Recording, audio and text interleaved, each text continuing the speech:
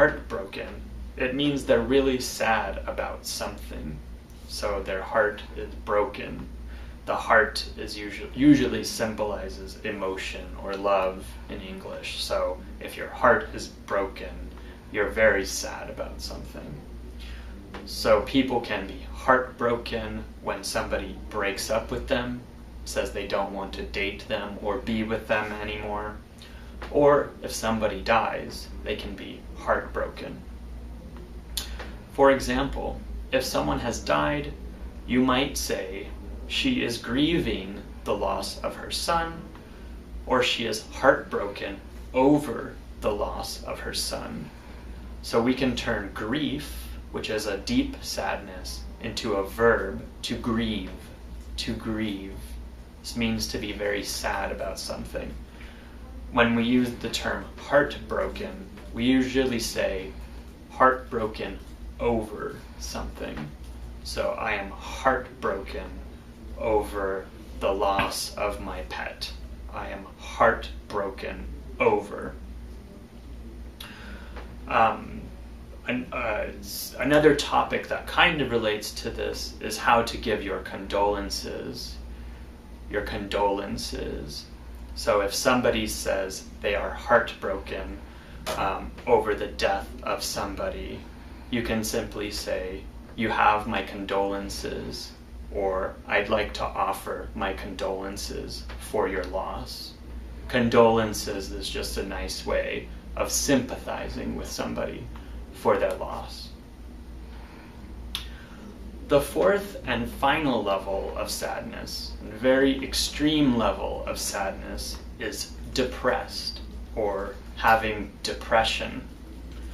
So this can be a very serious and chronic mental health problem. So chronic means ongoing. It affects your emotional and your mental well-being. You feel sad all the time and you lose interest in things. So depressed or having depression.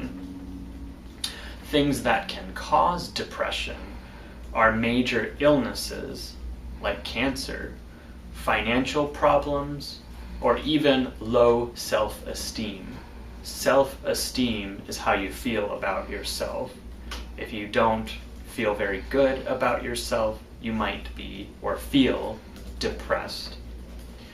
So when somebody is depressed, they might say, "I feel really depressed these days since the death of my cat.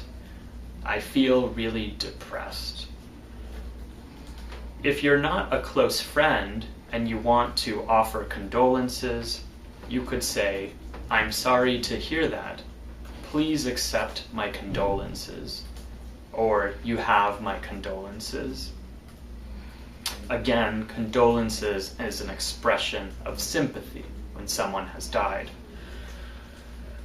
If you're a close friend and somebody says they are depressed because they lost a pet or even a loved one, a relative, you can still say, "I'm so sorry to hear that." But you could also offer advice, like, "How could I help you feel better? Is there anything I can do? Let me know if there's anything I can do." So depression is a very serious and sensitive topic, and that is the last and most intense level of sadness that we're going to talk about. So now, as we say, we're going to shift gears and talk about happiness. So the other end of the feeling spectrum, happiness instead of sadness. It's the opposite. So you feel happy when something good has happened to you or someone you care about.